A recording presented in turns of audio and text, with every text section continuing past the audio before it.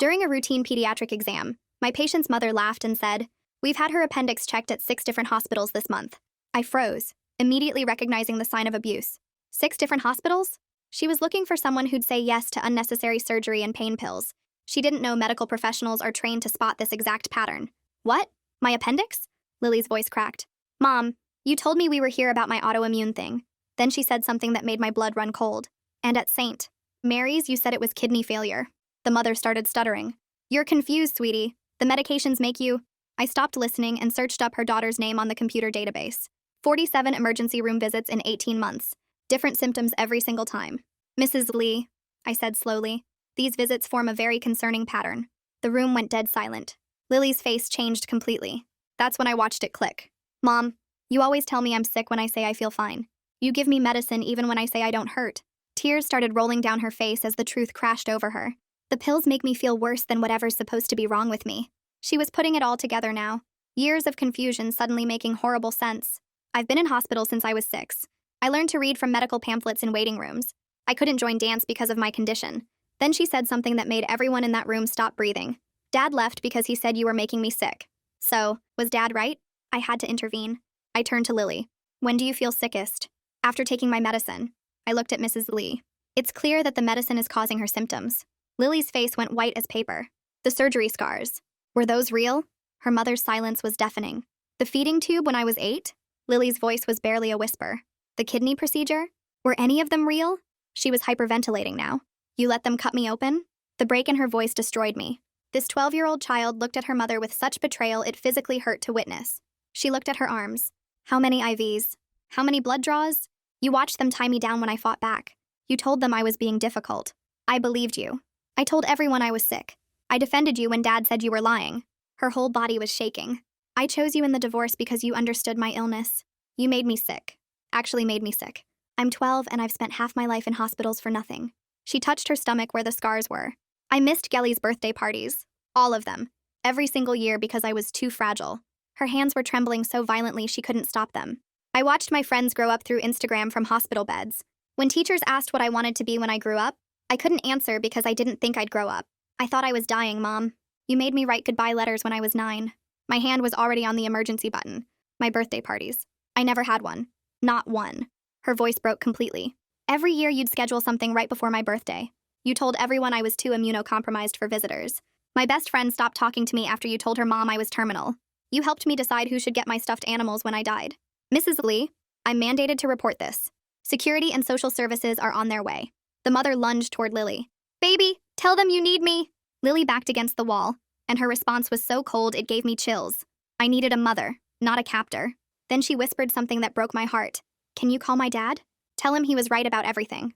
As security arrived, Mrs. Lee broke down sobbing. "I can't lose another one, not like Lily." She froze, realizing what she'd said. "Another one? Like who?" Mrs. Lee's face went completely white and she stumbled backward like someone had punched her in the stomach. The security guards moved closer to the doorway while I kept my finger on the emergency button under the desk.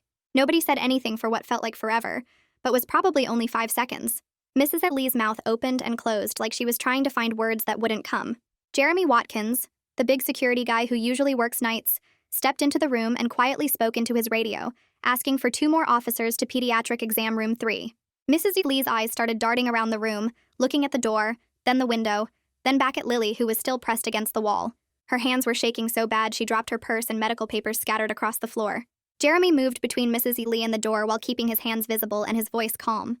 I stood up slowly and walked over to Lily, putting myself between her and her mother. "Lily, we need to get you checked out in another room," I said, keeping my voice steady even though my heart was pounding. She nodded and grabbed my hand so tight it hurt. The nursing supervisor appeared in the doorway, and I could see 2 more security guards behind her in the hallway. Mrs. Lee started moving toward us, but Jeremy stepped forward just enough to block her path without touching her. "My baby needs me," Mrs. Lee said, but her voice sounded weird and high. Lily's grip on my hand got even tighter as we walked toward the door.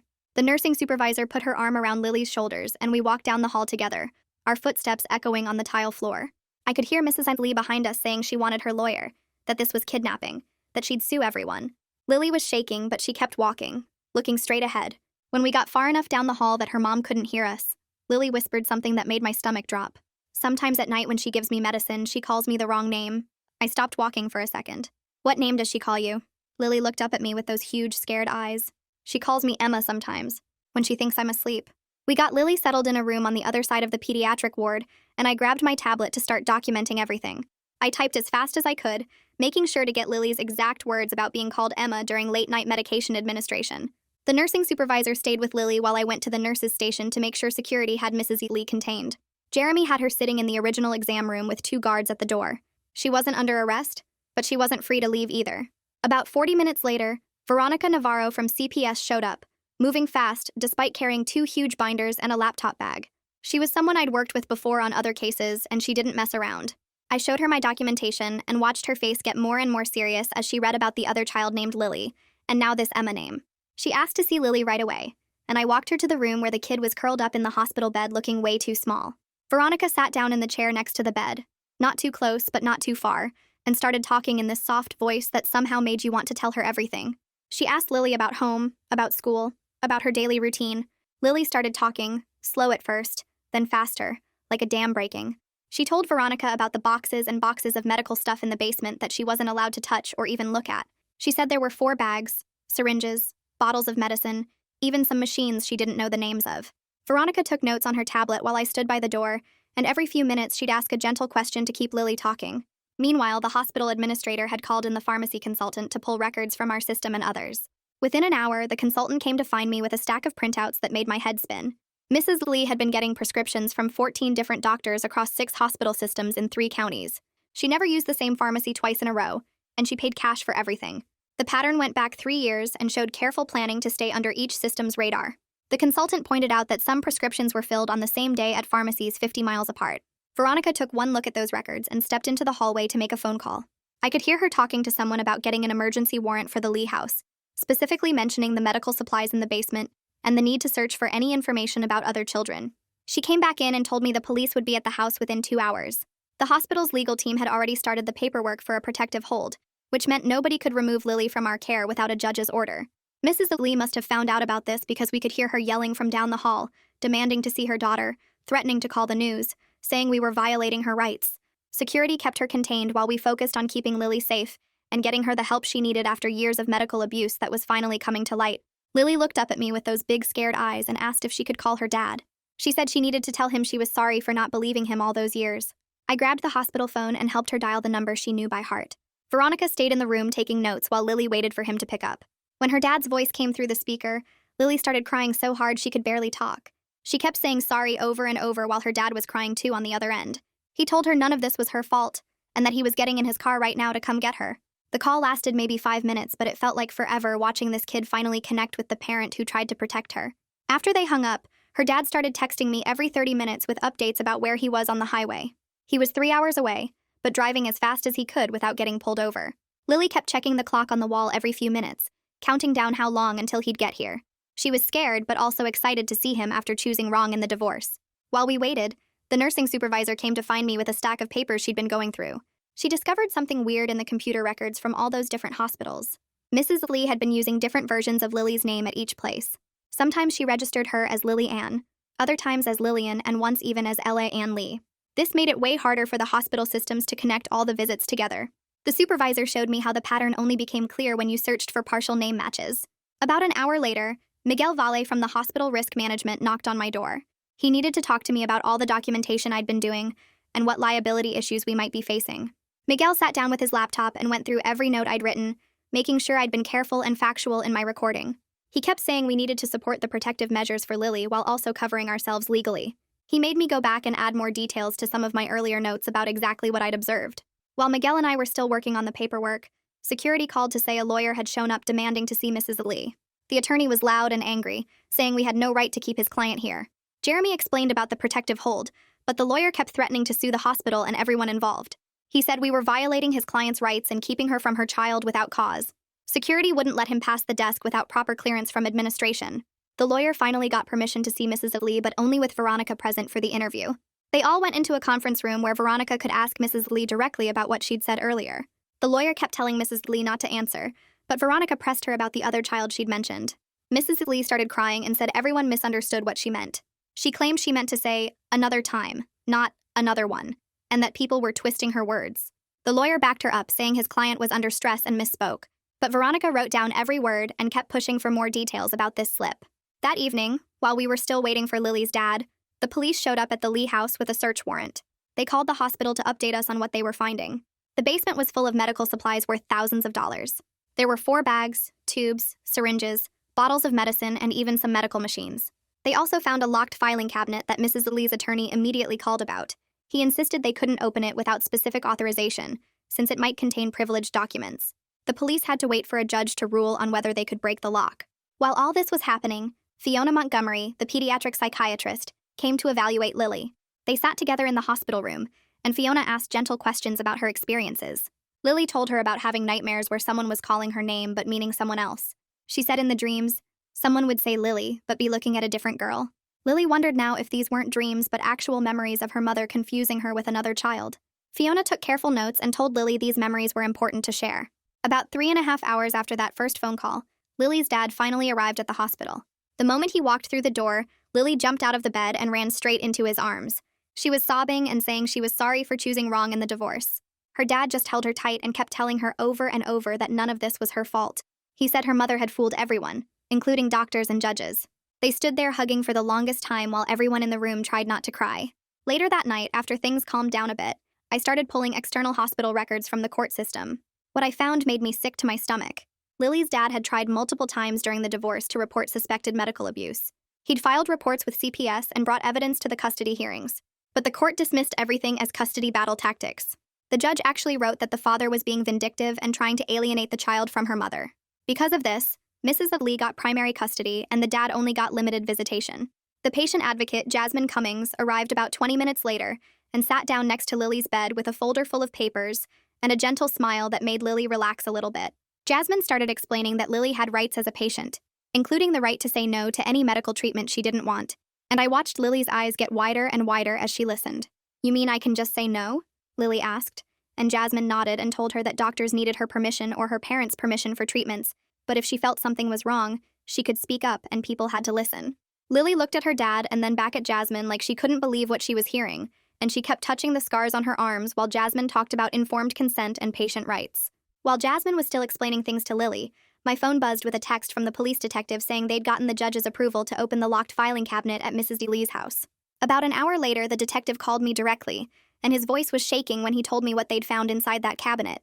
There were medical records for another child, another girl named Lily, who would be 18 years old now if she was still alive, and the detective said the records went back 6 years with hundreds of pages of medical documentation.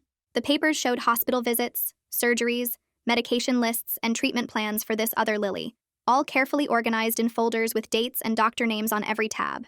I could hear papers rustling through the phone as the detective went through the files, and he kept saying he'd never seen anything like this level of documentation for a child's medical history.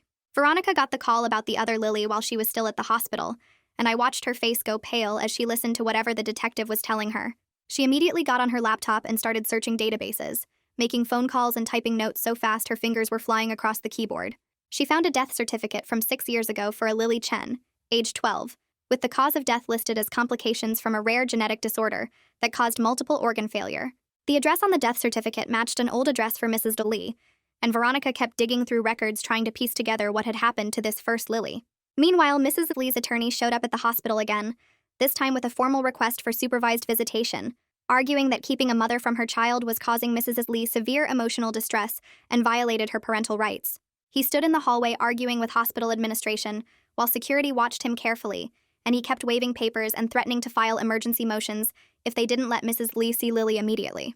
The hospital administrator calmly explained that the protective hold was in place for Lily's safety pending the investigation, but the attorney just got louder and more aggressive, saying they had no right to make these decisions without a court order.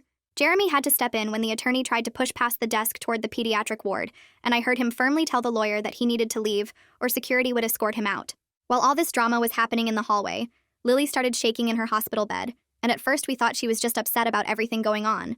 But then she started sweating and her hands wouldn't stop trembling, and Fiona recognized the signs immediately as withdrawal symptoms from all the medications she'd been taking that she didn't actually need.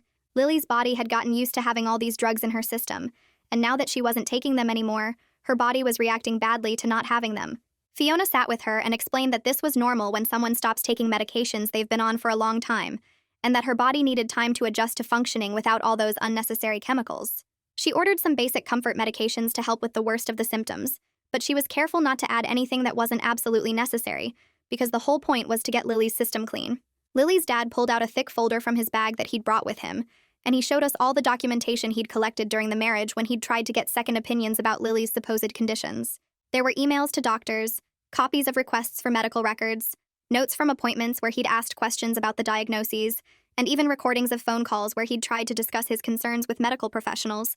He showed us letters from Mrs. Lee's attorney during the divorce accusing him of medical neglect for questioning Lily's treatments and threatening to use his dangerous skepticism as evidence that he shouldn't have custody.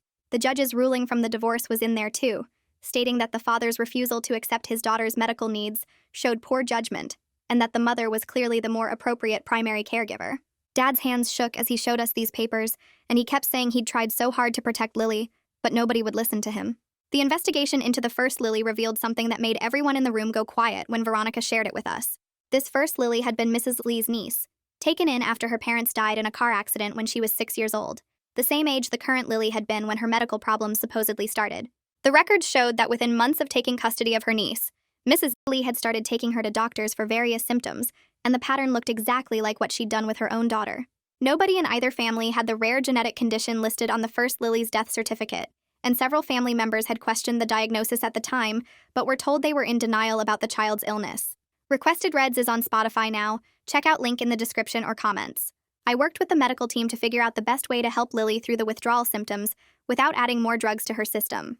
We focused on things like warm baths, massage, breathing exercises, and just having someone sit with her when the shaking got bad, which happened mostly at night when she was trying to sleep.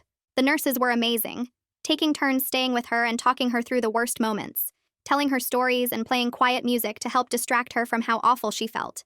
We made sure to document everything about her withdrawal process, both for her medical record and for the legal case, because it was more proof of how many unnecessary medications she'd been on. The emergency custody hearing got scheduled for day 4 of Lily's hospital stay, which meant everyone had to work fast to get all the evidence together for court. Dad's attorney, who'd taken the case for free after hearing what had happened, worked around the clock pulling together medical records, witness statements, and expert testimony about medical child abuse. Multiple agencies were preparing reports for the judge, including CPS, the police, and the hospital's child protection team, and everyone was determined to make sure Lily stayed safe. Veronica spent hours on the phone with various officials making sure all the paperwork was filed correctly, and that nothing would delay the hearing or give Mrs. Lee's attorney any technical reasons to challenge the protective measures. On day 3, Jasmine helped Lily write a statement for the court about her experiences, sitting with her for hours as Lily tried to put into words what her life had been like. Lily wrote about being told since she was 6 that she was dying, about missing every normal kid experience because she was supposedly too sick, about the surgeries and procedures and endless medications that made her feel worse instead of better. She described birthday parties she never had, friends she lost, sports she couldn't play, and school events she missed, all because her mother said she was too fragile to participate in normal life.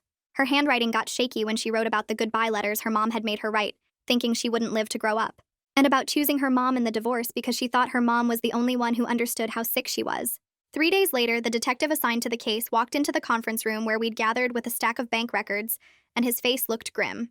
He spread the papers across the table and pointed to transaction after transaction, all deposits into Mrs. Lee's account during the time the first Lily was sick.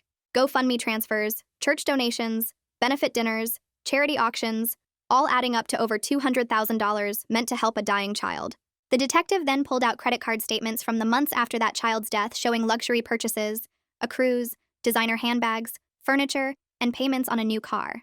He'd traced every dollar and found that Mrs. Lee had spent the money meant for medical bills on herself, while claiming the hospital had waived fees due to hardship.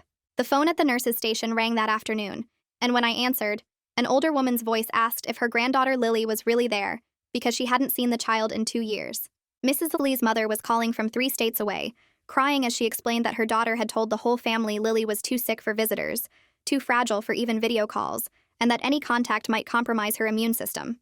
The grandmother said she'd been sending money every month to help with medical expenses, and had wanted to visit so many times, but Mrs. Lee always said the doctors wouldn't allow it. She'd missed 2 years of her granddaughter's life because she believed the child was dying and needed complete isolation to survive. The emergency custody hearing happened on day 4, and I watched from the back of the courtroom as the judge reviewed all the evidence we'd compiled. Dad sat at the front table with his lawyer while Mrs. Lee sat across the aisle with hers, and Lily stayed in a separate room with Jasmine until it was time for the decision. The judge read through medical records, police reports, and witness statements for almost an hour before finally looking up and granting emergency temporary custody to Dad, with Mrs. Lee prohibited from any contact pending the full investigation. When they brought Lily in to hear the decision, she grabbed her father's hand so tight her knuckles went white, and she didn't let go even after the judge finished speaking.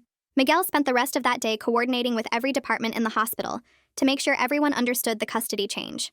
Security posted Mrs. Lee's photo at every entrance with strict no-contact orders, and the front desk got special instructions to alert them immediately if she tried to visit under any name. Miguel personally walked through each ward explaining the situation to charge nurses and making sure they knew to check ID for anyone claiming to be family wanting to see Lily. He even arranged for a security escort whenever Lily needed to go for tests or procedures, just to be safe. Later that evening, Lily sat with Fiona in the psychiatry consultation room and asked in this small, scared voice if she was going to die now that she wasn't taking all the medicine her mom had been giving her. Fiona explained gently that all those medications had actually been making her feel sick, not helping her, and that her body would get healthier without them. Lily kept asking questions about each specific drug she remembered taking, wanting to understand what they were really for, and why her mother had made her take them if she wasn't actually sick. Fiona answered each question honestly but carefully, helping Lily understand without overwhelming her with too much information at once. The investigation team dug deeper into Mrs. Lee's background and found she'd worked as a medical assistant at a clinic 8 years ago, which explained how she knew enough medical terms and symptoms to fool so many doctors. The records showed she'd lost that job after medications went missing, and administrators suspected she was stealing drugs, but they never had enough proof to prosecute, so she just got fired quietly. This background gave her just enough knowledge to research conditions online and present believable symptoms to emergency room doctors who didn't have time to dig deeper into her stories. Dad went to his apartment that night and started getting ready for Lily to come home, buying a regular kid's bed to replace the futon in the spare room, and taking down all the medical charts and pill organizers Mrs. Lee had insisted they keep. He wanted Lily to have a normal bedroom with posters and stuffed animals, not one that looked like a hospital room extension. He bought bright yellow curtains because Lily had mentioned once that yellow was her favorite color, and he assembled a bookshelf for all the books she'd want to read now that she wouldn't be spending her time in hospitals. Veronica called me the next morning with another disturbing discovery from her investigation into the first Lily's death. She'd found records showing that child's pediatrician had actually filed a report with CPS 6 months before the girl died, expressing concerns about possible medical abuse. The investigation had been opened but then closed when Mrs. Lee suddenly moved to a different county and switched all the child's doctors, making it impossible for the original caseworker to follow up properly. The case had fallen through the cracks of the system, and 6 months later that little girl was dead from what Mrs. Lee claimed was organ failure from her rare genetic condition. On day 5, Lily ate her first full meal without throwing up afterward, and the joy on her face when she realized the food was staying down was amazing to watch.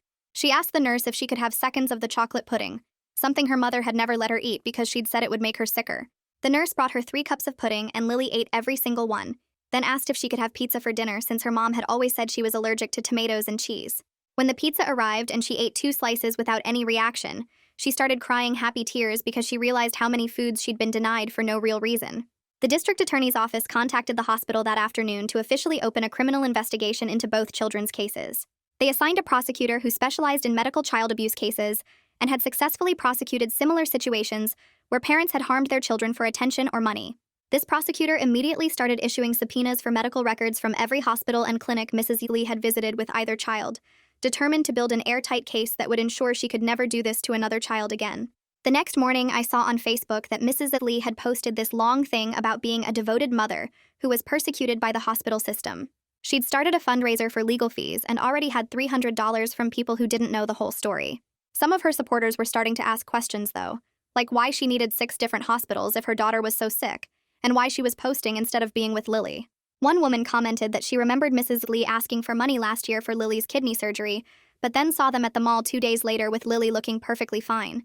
The comment section turned into people comparing notes about all the different stories Mrs. Lee had told them over the years, and none of them matched up. Meanwhile, Dad was meeting with the principal and counselors at Lily's school to figure out how to get her back into regular classes. They were shocked when he told them Lily had never actually been too sick to attend school, and that all those doctor's notes Mrs. Lee provided were based on fake illnesses. The principal pulled out Lily's file and showed Dad how Mrs. Lee had withdrawn her from physical education, field trips, science labs, basically anything that might show Lily was actually healthy. The school had even set up special accommodations like letting Lily leave class whenever she needed to take medicine or rest, all based on lies. Dad signed papers to get Lily enrolled back in regular 6th grade with no restrictions, except for counseling support to help her adjust. That same afternoon, the medical examiner called Veronica to say she'd started reviewing the first Lily's death certificate after getting the court order.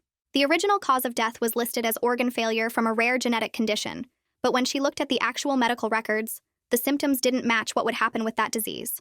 The blood work from right before the child died showed toxic levels of several medications that shouldn't have been prescribed together. The medical examiner said she needed to pull more records, but this was looking like it might be a homicide case. Lily had her first real therapy session without her mother there, and she finally told someone about what really happened before hospital visits. Her mom would sit her down and make her practice what to say to doctors, coaching her on exactly which symptoms to report and how to act sick. If Lily said she felt fine, her mother would give her pills that made her throw up or get dizzy, then take her to the emergency room saying she'd suddenly gotten worse. The therapist documented everything Lily said about the coaching sessions, the forced medications, and how her mother would pinch her or poke her to make her cry if she wasn't acting sick enough for the doctors. While this was happening, police were searching Mrs. Utley's house with the warrant and found journals hidden in her bedroom closet. The journals had detailed plans for each hospital visit written out like scripts, with research about which symptoms would get them admitted and which complaints would lead to specific tests or procedures. One entry from 3 years ago described how to make Lily's symptoms look like appendicitis, with notes about which side to press to cause pain and what words to use to convince surgeons to operate. Another entry listed all the medications she was giving Lily with dosages way higher than any doctor would prescribe for a child. The detective photographed every page as evidence and found receipts showing Mrs. Lee had been buying medications online from sketchy websites without prescriptions. The prosecutor filed formal charges against Mrs. Lee that afternoon for aggravated child abuse, medical fraud, and endangering a child. The judge set her bail at $500,000 because she was considered a flight risk and a danger to Lily if she got out. Mrs. Lee's lawyer tried to argue for lower bail, but the prosecutor showed the judge photos of the medication stockpile and journal entries, and the judge actually raised the bail to $750,000. Word got out at Lily's school that she wasn't actually dying, and her old friends started texting Dad's phone asking if they could talk to her. These kids had spent years thinking their friend was terminally ill, and now they didn't understand what was happening. Lily wanted to reconnect, but didn't know how to explain that her whole life had been a lie, that she'd never really been sick, that all those times she couldn't come to birthday parties or sleepovers were because her mother wanted to keep her isolated. Dad helped her write a simple message saying she was getting better and would see them at the school soon. The next week, Dad took Lily to see a real pediatrician for an actual health check without any of Mrs. Lee's false medical history. The doctor did a full exam and ran basic tests, finding that aside from some vitamin deficiencies and the lingering effects of withdrawal from unnecessary medications, Lily was actually a normal, healthy 12-year-old girl. The surgical scars were real, but the procedures had been unnecessary, done because Mrs. Lee had convinced surgeons Lily needed them. The pediatrician started Lily on a simple vitamin regimen and told Dad she should be able to do everything a normal kid does, including sports, sleepovers, and eating whatever she wanted. Then the investigator got a call from someone who'd taught the first Lily at elementary school 6 years ago. The teacher said she'd always suspected something was wrong because the child would be perfectly fine during school, running around at recess and eating lunch normally. But the second her aunt arrived to pick her up, she'd suddenly develop severe symptoms. The teacher had documented several incidents where the first Lily told her she didn't want to go home because her aunt would give her medicine that made her feel bad. The teacher had reported her concerns to the principal, but Mrs. Lee had pulled the child out of school before anyone could investigate. Mrs. Lee's attorney tried to negotiate a deal by claiming his client suffered from a mental disorder that made her believe the children were sick. The prosecutor wasn't buying it, and neither was the judge when they went to court 3 weeks later. I watched from the gallery as Lily sat next to her dad, her hands shaking while the lawyers argued about whether making a child sick on purpose counted as insanity or just evil. The physical therapist started working with Lily that same week, teaching her how to walk normally again after years of being told she was too weak to run or jump or play like other kids. Her muscles had gotten so weak from all that bed rest that she could barely climb stairs without getting tired, but she pushed through every single exercise because she wanted to try out for the dance team she'd watched from her hospital window. The detective called me 2 days later with news that made my stomach drop. They'd found Mrs. Lee's laptop during the search and discovered she'd been looking at international adoption websites from countries with less strict background checks, saving pages about orphans with health problems who needed special medical care. The investigator said it looked like she was already planning to get another child once she lost Lily, another kid she could make sick and control. Dad's lawyer filed the paperwork for full custody and termination of parental rights the next morning, including all the evidence from both kids and the criminal investigation that was getting bigger every day. The stack of documents was 3 inches thick with medical records and police reports and witness statements from teachers who'd suspected something was wrong but couldn't prove it. I went to Lily's 13th birthday party 4 months later, just a small gathering at her dad's apartment with her grandparents, and a chocolate cake she could actually eat without throwing up. She cried when she blew out the candles. Not sad tears, but happy ones. Because for the first time in 7 years, she wasn't spending her birthday hooked up to machines or getting tests, or being told she was too sick for cake. The medical examiner called the prosecutor's office that same week with the results from reviewing the first Lily's death certificate and medical records. The original cause of death didn't match up with the symptoms in her file, and the levels of certain medications in her system at the time of death were way higher than any doctor would have prescribed for a child that size. They officially reopened the case as a possible homicide, which meant Mrs. Lee was now being investigated for murder on top of everything else. 2 weeks later, Mrs. Lee made everything worse for herself when she created a fake Instagram account and tried to message Lily, telling her she loved her and missed her, and that Daddy was poisoning her mind against Mommy. The judge revoked her bail immediately when they found out, and she got taken back to jail to wait for her trial without any chance of getting out again. Lily started regular school that September, walking through the front doors of the middle school for the first time in 3 years, with her backpack full of normal school supplies instead of medical equipment. Her teachers knew about her situation and were ready to help if she struggled, but she was determined to be just another 8th grader who worried about math tests and friend drama instead of blood counts and surgery schedules. The prosecutor added murder charges for the first Lily's death based on the medical examiner's report and the pattern of abuse they'd documented with both children.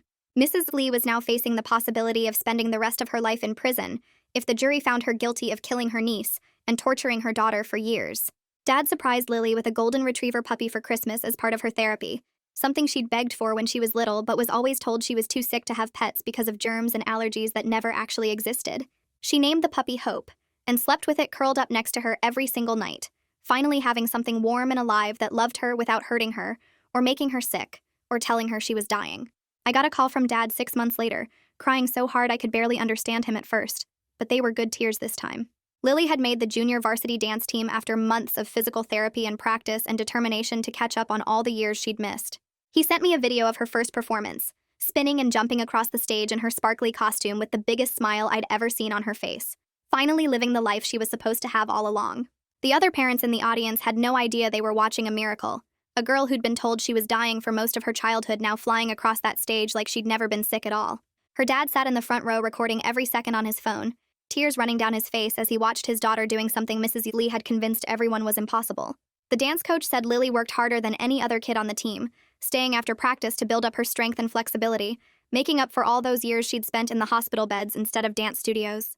Hope the dog came to every performance, sitting with Dad in the audience and wagging her tail whenever Lily came on stage, like even the puppy knew how special this was.